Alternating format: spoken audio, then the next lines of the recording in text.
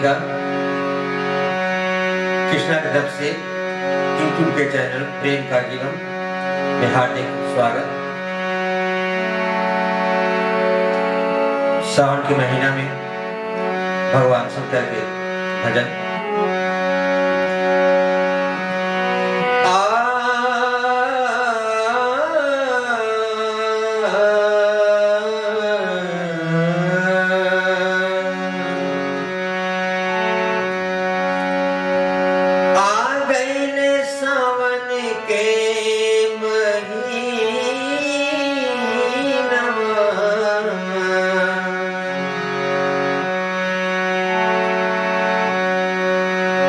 दो जाति सखी आपस में बात करता लो।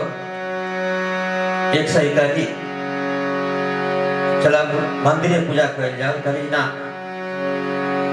कोरोना से बचे के बाद मंदिर में नहीं जाएंगे, क्या करे के बाद घरे में पूजा करे के बाद। कैसे कहा था सखी से, आ गईले सावन के महीना बड़ सुहावन लगे, घर ही में शिव के पूजा कोरोना देश छोड़े भागे। आ गईले सावन के महीना बड़ सुहावन लगे, घर ही में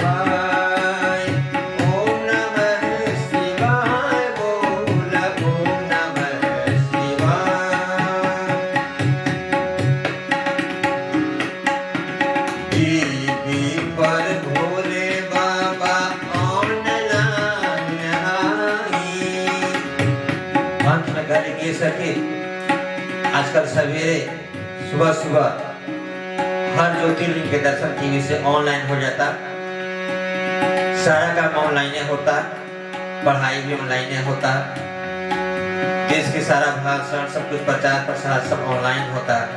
तो चलो टीवी से भगवान जी के दर्शन कर जाओ।